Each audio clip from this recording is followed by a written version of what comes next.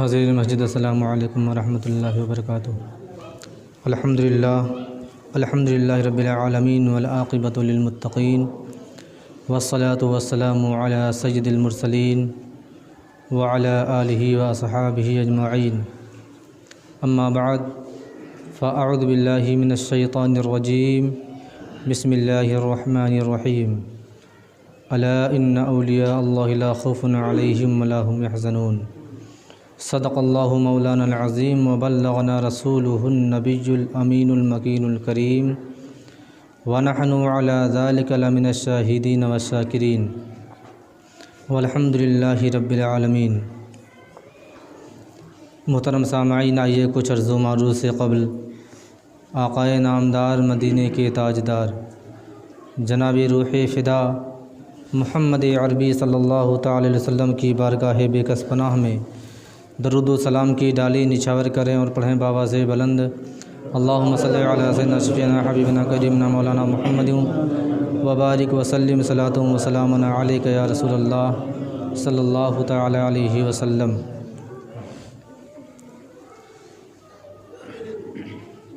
محترم سامعین، میں نے جس آیت مقدسہ کی تلاوت کا شرف حاصل کیا، اللہ رب العزت ارشاد فرماتا ہے، الا ان اولیاء اللہ لا خوف علیہم ولا هم يحزنون۔ خبردار، اللہ کے ولیوں کو نہ کوئی خوف نہ کوئی غم۔ محترم سامعین، رجب المرجب کا مہینہ جس کی آج 2 تاریخ ہے، اس مہینے میں اسلامی کئی یادگاریں منحصر ہیں اور اس کی کئی تاریخوں میں لوگ بڑے خوشحالی اور اچھے انداز میں کئی تاریخوں کا منعقد کرتے ہیں، جس میں سے شروعات 6 رجب المرجب سے ہوتی ہے۔ 6 رجب کی وہ تاریخ ہے جس کو مسلمانان ہند چھٹی کے نام سے بھی یاد کرتے ہیں۔ حضور خواجہ غریب نواز رضی اللہ تعالی عنہ کی وہ تاریخ ہندوستان کی ایسی تاریخ ہے کہ جس اللہ کے محبوب بندے حضور خواجہ معین الدین چشتی اجمیری سنجری رضی اللہ تعالی عنہ نے ہندوستان کی سرزمین پر آج ان کا آنا ہمارے لیے احسان ہے۔ شاید وہ نہ آئے ہوتے تو آج ہم اس مسجد میں موجود نہ ہوتے، کیونکہ حضور خواجہ غریب نواز رضی اللہ تعالی عنہ کی وہ قربانیاں ہیں کہ آپ نے تقریباً ہندوستان کی سرزمین پر صرف یہاں کی سرزمین پر کم و بیش 90 لاکھ غیر مسلموں کو مسلمان بنایا تھا، اور تلوار کی زور پر نہیں، جبراً نہیں، سفارش کر کے نہیں، بلکہ ان کے اخلاق کو لوگوں نے دیکھا تو خود بخود ایمان سے مشرف ہو گئے۔ حضور خواجہ غریب نواز رضی اللہ تعالی عنہ کی ایسی تاریخ ہے کہ آج ہندوستان کا کوئی بھی مسلمان اسے بھلا نہیں سکتا۔ حضور خواجہ غریب نواز رضی اللہ تعالی عنہ کی تاریخ، ان کی قربانیاں، ان کے اخلاق، ان کے اطوار، ہر چیز آج پوری دنیا یاد کرتی ہے۔ ہندوستان کی بات نہ کی جائے، غیر ممالک والے بھی حضور خواجہ غریب نواز رضی اللہ تعالی عنہ کا درشن کرنے اجمیر شریف کی سرزمین پر تشریف لاتے ہیں۔ عرس کے موقع پر اور ایسے بھی سال ہاں سال ان کے مزار پر، ان کی تربت پر لاکھوں کی بھیڑ ہمیشہ لگی رہتی ہے، اور عرس کے موقع پر تو نہ جانے کتنے لاکھ لوگ وہاں پر حضور خواجہ غریب نواز رضی اللہ تعالی عنہ کے فیض و برکات سے مالا مال ہوتے ہیں۔ حضور خواجہ غریب نواز رضی اللہ تعالی عنہ کی پیدائش کے متعلق مختصر سی بات آپ کے گوش گزار کرتا ہوں۔ حضور خواجہ غریب نواز رضی اللہ تعالی عنہ کے پیدائش کے حوالے سے بتایا جاتا ہے کہ آپ سنجر کی سرزمین پر پیدا ہوئے۔ جب اللہ کا اتنا بڑا ولی جس مقام پر اس اللہ کے محبوب بندے کی پیدائش ہو تو آپ خود ہی اندازہ لگا سکتے ہیں کہ اولیاء کرام کا جہاں ہجوم ہو، جہاں سلطان الاولیاء کی پیدائش ہونے والی ہو، یقیناً اس سرزمین پر لوگ پاک اور نیک ہی نظر آئیں گے۔ سنجر کی وہ سرزمین تھی جہاں پر ایسے لوگ پائے جاتے تھے کہ ان کی عبادت کا عالم یہ تھا کہ پنجگانہ نمازوں کے علاوہ وہ ہمیشہ کے ہمیشہ تہجد گزار ہوا کرتے تھے، جنہیں متہجد کہا جاتا ہے۔ ایک صبح ایسی بھی آئی کہ وہ لوگ جن سے کبھی تہجد قضا نہیں ہوئی تھی، وہ شخص ایک شب ان تمام لوگوں میں سے ایک شخص جب صبح اٹھتے ہیں ان کی آنکھ کھلتی ہے، چونکہ وہ دور تھا، ایسا دور تھا کہ اس وقت نہ تو میپ کا کوئی کردار تھا نہ تو گھڑی کوئی موجود تھی، بس لوگ روشنی اور ستاروں کے ذریعے سے ٹائم کا پتہ نکالتے تھے۔ صبح ایک بزرگ اپنے بستر سے اٹھتے ہیں، گھر کے باہر تشریف لاتے ہیں، دیکھتے ہیں کہ آسمان کے چاروں طرف سفیدی نمودار ہے، چونکہ سفیدی اس چیز کو ظاہر کرتی ہے کہ اب صبح صادق طلوع ہو چکا ہے۔ صبح صادق طلوع ہونے کے بعد فجر کا وقت شروع ہو گیا ہے، اور جب فجر کا وقت شروع ہو جاتا ہے تو تہجد کا وقت ختم ہو جاتا ہے۔ جب وہ تہجد گزار شخص باہر آئے، اپنے گھر سے تشریف لاتے ہیں، دیکھتے ہیں کہ چاروں طرف سفیدی نمودار ہے۔ اس وقت کے لوگوں کا حال یہ تھا کہ جب خود نماز کے لیے تہجد کے لیے اٹھا کرتے تھے تو اپنے اڑوس پڑوس والوں کو بھی جگایا کرتے تھے، اپنے مسلمان بھائی کو بھی بیدار کرتے تھے اور اپنے ساتھ لے کر کے مسجد میں آتے تھے۔ ایسا نہیں کہ آج ہم نماز کے لیے اٹھے اور آئے، اکیلے تنہا نماز پڑھ لیے اور پھر ہوٹلوں میں جا کے کہہ دیے کہ آج تو صرف مسجد میں ہی خالی موجود تھا، باقی سارے محلے والے سو رہے تھے۔ اس میں کوئی فخر کی بات نہیں ہے، اس میں آپ کی بے عزتی کی بات ہے۔ ایک عار آپ کو محسوس کرنا چاہیے۔ اگر آپ بیدار ہوئے ہیں تو اگر آپ نے دوسروں کو بھی بیدار کیا اور وہ شخص مسجد میں آیا، نماز پڑھا، تو آپ نے جو عبادت کی اس کا ثواب تو ملنا ہی ملنا ہے۔ وہ افراد جو آپ کے جگانے سے مسجد میں آئے، ان لوگوں نے جو نماز ادا کی، جو عبادتیں کی، ان کا بھی ثواب آپ کو بھی ملے گا۔ بہرحال وہ شخص چند اور لوگوں کو جگاتے ہیں، جو شخص تہجد گزار تھے، بیدار کرتے ہیں۔ سبھی لوگوں نے کہا واقعی میں سفیدی نمودار ہو چکی ہے، ہمارا آج تہجد قضا ہو چکا ہے۔ لیکن جب حضور خواجہ غریب نواز رضی اللہ تعالیٰ عنہ کے والد ماجد سید غیاث الدین سے ملاقات ہوتی ہے تو آپ نے فرمایا اس میں فکر کرنے کی کوئی بات نہیں ہے، کسی کی تہجد قضا نہیں ہوئی ہے، بلکہ میرے گھر میں جب سے حسن کی پیدائش ہوئی ہے اس وقت سے لے کر کے آج تک تہجد کے وقت سے ہی سفیدی نمودار رہتی ہے۔ میرے بچے کی پیدائش کی وجہ سے ایسا اجالا پھیلا ہے کہ میرے گھر کی دیواروں میں ہر دیوار سے ایک نور نمودار ہوتا ہے اور پوری سنجر کی سرزمین کو روشن کر دیتا ہے۔ چونکہ حضور خواجہ غریب نواز رضی اللہ تعالیٰ عنہ کا پیدائشی نام، آپ کا نام حسن تھا، اسی وجہ سے آپ کو خواجہ معین الدین حسن کہا جاتا ہے۔ سب سے پہلا نام آپ کا حسن ہی رکھا جاتا ہے۔ آپ کے والد ماجد کا نام غیاث الدین تھا، آپ کی والدہ ماجدہ کا نام ام الورا تھا، لیکن آپ مشہور تھی ماہ نور کے نام سے۔ حضور خواجہ معین الدین چشتی اجمیری رضی اللہ تعالیٰ عنہ ایک بڑے باپ کے خاندان میں پیدا ہوتے ہیں۔ آپ کی پرورش ہوتی ہے، وقت گزرتا جاتا ہے، وقت گزرتا گیا، یہاں تک کہ جب آپ کی عمر 14 سال کی ہوتی ہے تو آپ کے والد ماجد کا سایہ آپ کے سروں سے اٹھ جاتا ہے، دنیا سے رخصت کر جاتے ہیں۔ حضور خواجہ معین الدین چشتی اجمیری رضی اللہ تعالیٰ عنہ کے وراثت میں ایک پنچکی آتی ہے، ایک باغ آتا ہے، انگور کا باغ اور کچھ اور درختوں کا باغ آپ کے وراثت میں آتا ہے۔ حضور خواجہ معین الدین چشتی اجمیری رضی اللہ تعالیٰ عنہ کی عمر ابھی بہت کم ہے۔ آپ قرآن شریف کی ایسی تلاوت کرتے تھے کہ سارا مجمع، سارا سنجر آپ کے تلاوت قرآن سے منحصر ہو جاتا تھا۔ آپ ایسی تلاوت فرماتے تھے کہ پورا سنجر کی سرزمین والے جھوم جاتے تھے۔ حضور خواجہ معین الدین چشتی اجمیری رضی اللہ تعالیٰ عنہ کی عمر مبارک جب تقریباً 14.5 سال کی ہوتی ہے تو آپ کیا دیکھتے ہیں کہ اس باغ میں، جو باغ آپ کی وراثت میں آئے تھے، وہاں پر پنچکی خود بخود چلتی تھی۔ جو درخت سے پتے گرتے تھے صبح کے وقت خود ہی صاف ہو جایا کرتے تھے۔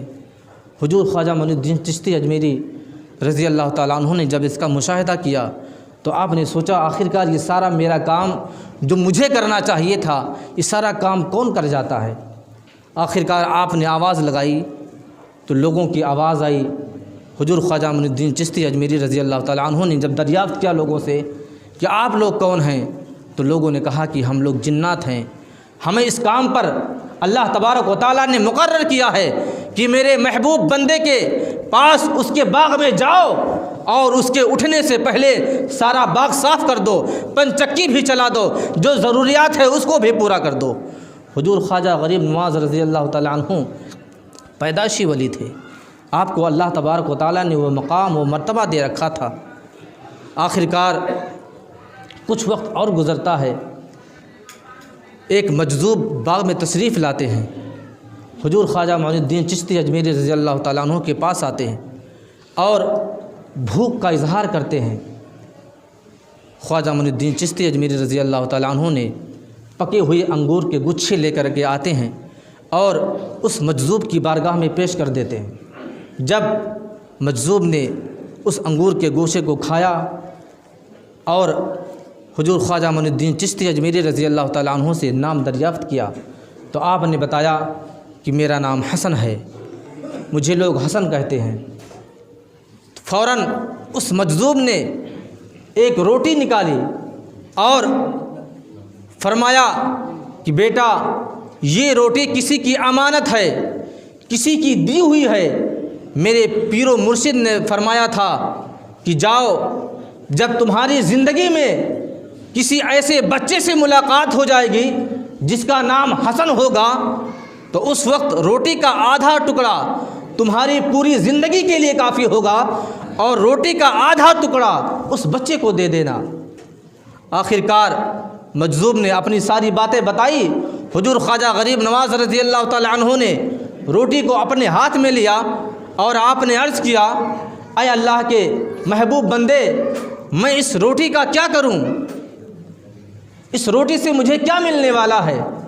مجذوب نے فرمایا کہ بیٹا جو روٹی دیا ہے وہ جانے اور جو روٹی لیا ہے وہ جانے، اس روٹی سے کیا ہونے والا ہے۔ آخرکار حضور خواجہ غریب نواز رضی اللہ تعالیٰ عنہ نے دریافت کیا، پوچھا،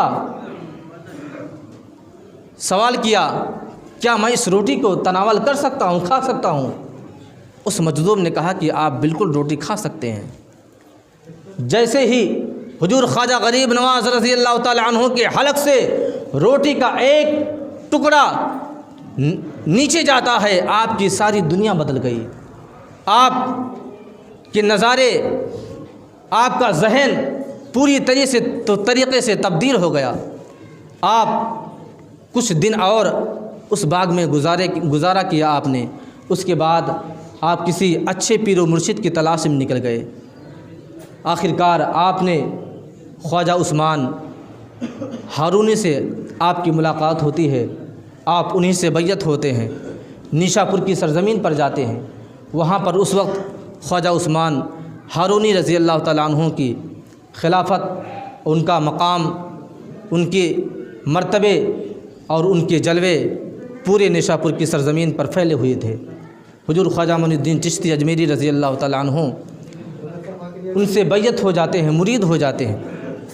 اور جب بیعت اور مرید ہو گئے، چند سال گزارنے کے بعد آپ کے پیر و مرشد نے کہا کہ آپ مدینہ شریف تشریف لے جائیں۔ جب آپ مدینہ شریف گئے، روضہ رسول پر حاضری ہوتی ہے تو وہاں پر آقا کریم حضور تاجدار مدینہ صلی اللہ علیہ وسلم نے آپ کی ڈیوٹی لگا دی اور کہا بیٹا جاؤ، ہندوستان کے سرزمین پر کفرستان پھیلا ہوا ہے، ہندوستان نہیں بلکہ کفرستان ہوا ہے، وہاں پر مسلمانوں کی آبادی نہیں ہے، جاؤ وہاں پر اسلام کی تبلیغ کرو۔ آخرکار حضور خواجہ معین الدین چشتی اجمیری رضی اللہ تعالیٰ عنہ نے مدینہ شریف کی سرزمین سے اور ہندوستان کی سرزمین کا رخ کیا۔ ادھر اجمیر کی سرزمین پر پرتھوی راج چوہان کا رجواڑہ تھا، اس کی حکومت تھی، اس کے نیچے تقریباً 52 راجے حکومت کرتے تھے، اور ان 52 راجاؤں کا بھی وہ راجا تھا پرتھوی راج، اور اس کی جو ماں تھی وہ ایک کاہنہ تھی، بھوشیہ واڑی کرتی تھی، آگے کی باتوں کو بتاتی تھی۔ اس نے اپنے بیٹے ہی سے کہہ دیا بیٹا ایک ایسا فقیر، ایک ایسا مجذوب ہندوستان کی سرزمین پر آنے والا ہے جو تیرے تخت و تاج کو الٹ کر رکھ دے گا، تیرے تخت و تاج کو مٹی میں ملا دے گا۔ آخرکار پرتھوی راج نے اپنی ماں کے بات کو نظر انداز کر دیا، لیکن پھر کچھ دن کے بعد جب اسے ہوش آیا تو اس نے سوچا کہ میری ماں نے تو کچھ بھوشیہ واڑی کی تھی، اور جو کہتی ہے ہو جاتا ہے، جو ہونے والا ہوتا ہے کہتی ہے وہ ہو کے رہتا ہے۔ آخرکار پرتھوی راج نے پوچھا اپنی ماں سے ان کا چہرہ مہرہ کس طرح ہوگا، ان کے بدن کی بناوٹ کس طرح ہوگی، ان کی صورت کس طرح ہوگی۔ اس کی ماں نے ساری چیزوں کو بتا دیا۔ بھوٹان سے پرتھوی راج نے ایک جادوگر کو بلایا اور کہا میری ماں جس طرح بتا رہی ہے، جس طرح تصویر بتا رہی، جس طرح چہرے کا اندازہ بتا رہی ہے، بدن کا لہجہ بتا رہی ہے، وہ تمام چیزوں کو تو ایک مصور کو بلا کر کے اس کو ایک تختے پر، ایک پٹرے پر، ایک کاغذ پر اتار دے۔ آخرکار پرتھوی راج یہ تمام چیزوں کو اکٹھا کر لیتا ہے۔ اکٹھا کس وجہ سے کرتا ہے؟ تاکہ ہندوستان کی سرزمین پر جہاں جہاں بھی چوکیاں نہیں ہیں وہاں پہ چوکی قائم کی جائے۔ اور اس وقت جانتے ہیں حضور خواجہ غریب نواز رضی اللہ تعالیٰ عنہ مدینہ شریف کی سرزمین سے چل کر کے ملتان کی سرزمین تک پہنچ چکے تھے، جو اس وقت پاکستان میں ہے۔ ملتان کی سرزمین تک پہنچ چکے تھے، اور وہ پرتھوی راج اپنے تمام راجگان سے، اپنے تمام چھوٹے راجاؤں سے کہتا ہے کہ ہر جگہ چوکیاں قائم کی جائیں، جگہ جگہ پہرا لگا دیا جائے، ناکہ بندی کر دی جائے، اور اس شکل کا شخص جہاں بھی موجود ملے اسے پکڑ کر میرے دربار میں پیش کیا جائے۔ آخرکار جب پتہ لگاتے لگاتے راجگان نے بتایا کہ وہ تو ملتان کی سرزمین تک پہنچ چکا ہے، تو پھر پرتھوی راج نے اپنے ایک خاص شخص کو بھیجا جس کا نام رام پرکاش تھا۔ اس کو بھیجا اور کہا جاؤ تمہیں اس مجذوب کو قتل کرنے پر آمادہ کرتا ہوں، جاؤ انہیں قتل کر دو اور جو چاہو گے میں تمہیں دوں گا۔ آخرکار ڈھونڈتے ڈھونڈتے ملتان کی سرزمین تک پہنچ جاتا ہے، جس کا نام رام پرکاش تھا، پہنچ جاتا ہے، اور ایسے نہیں بلکہ مسلمان کی بھیس میں جاتا ہے، ٹوپی داڑھی ساری چیزیں موجود ہیں، اور سوچتا ہے کہ حضور خواجہ غریب نواز کو گمراہ کروں گا اور گمراہ کر کے ان کو مار دوں گا، قتل کر دوں گا۔ آخرکار 12 دن مسلسل حضور خواجہ غریب نواز کے مریدین میں تھا، ان کے پہرے داروں میں موجود تھا، اور ان کا خاص بن گیا مریدین کا، لیکن اسے موقع نہیں ملتا تھا کہ انہیں کیسے قتل کیا جائے۔ کبھی حضور خواجہ غریب نواز رضی اللہ تعالیٰ عنہ کے ارد گرد سے ان کے چاہنے والوں کی بھیڑ ہی نہیں ختم ہوتی تھی، ان کے مریدین کی بھیڑ ہی نہیں ختم ہوتی تھی۔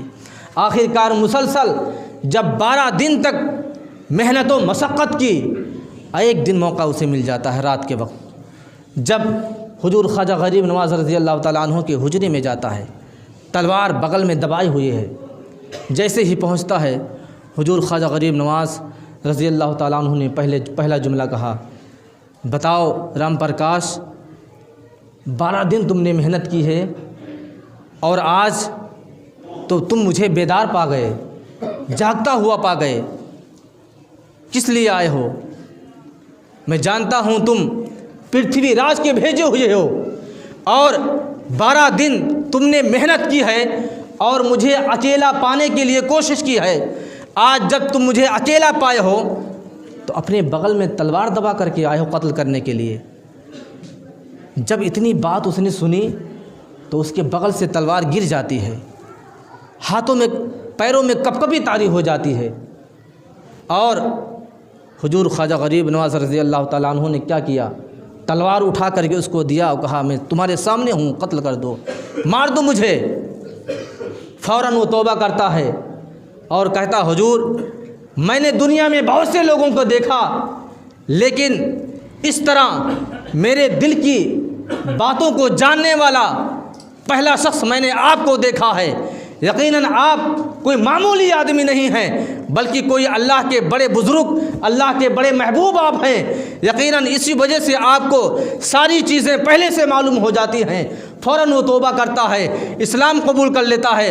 حضور خواجہ غریب نواز رضی اللہ تعالیٰ عنہ نے اس کا نام رام پرکاش سے ضیاء الرحمان رکھ دیا، اور آپ کی ہمیشہ پوری زندگی آپ کا وہ پہرے دار رہا، یہاں تک کہ جب حضور خواجہ غریب نواز رضی اللہ تعالیٰ عنہ نے ملتان کی سرزمین سے دہلی جانے کا ارادہ کیا تو سارے راستے میں دہلی آنے تک آپ کا ضیاء الرحمان آپ کا پہرے دار بلکہ پورا باڈی گارڈ بن کے رہا، اور کسی نے کسی طریقے سے حضور خواجہ غریب نواز رضی اللہ تعالیٰ عنہ پر آنچ نہ آنے دیا، اور آپ کا پہرے دار بنا رہا، آپ کا باڈی گارڈ بنا رہا۔ آخر کار ایک وقت ایسا بھی آیا کہ حضور خواجہ غریب نواز رضی اللہ تعالیٰ عنہ نے اسے مکے کی سرزمین پر حج کرنے کے لیے بھیجا، اور اس نے دعا مانگی تھی، یا اللہ میری موت مکے شریف میں ہو جائے، میرا مدفن وہیں بن جائے۔ حضور خواجہ غریب نواز رضی اللہ تعالیٰ عنہ نے اس کے لیے دعا فرمائی تھی، اور آپ کی دعا قبول ہوئی۔ جب وہ مکے کی زمین پر پہنچا، اس کے حج کے ارکان پورے ہو گئے تو اللہ تبارک و تعالیٰ نے اس کے بدن سے اس کی روح کو قبض کر لیا، اور اس کا مدفن وہی ہے۔ کس کا؟ رام پرکاش، جو پرتھوی راج کا خاص آدمی تھا، جس نے اسلام قبول کیا، تو حضور خواجہ غریب نواز رضی اللہ تعالیٰ عنہ نے اس کا نام ضیاء الرحمان رکھا تھا۔ وقت بڑا کم رہتا ہے انشاءاللہ العزیز، اور وقت ملا تو حضور خواجہ غریب نواز رضی اللہ تعالیٰ عنہ کی زندگی پر روشنی ڈالی جائے گی۔ اللہ تبارک و تعالیٰ ہم تمام مسلمانوں کو نیک بنائے، ایک بنا صراط مستقیم پر چلنے کی توفیق و رفیق عطا فرمائے۔ وآخر دعوانا الحمدللہ رب العالمین۔ السلام علیکم۔ جو حضرات سنت ادا نہ کی ہوں سنت ادا کر لیں۔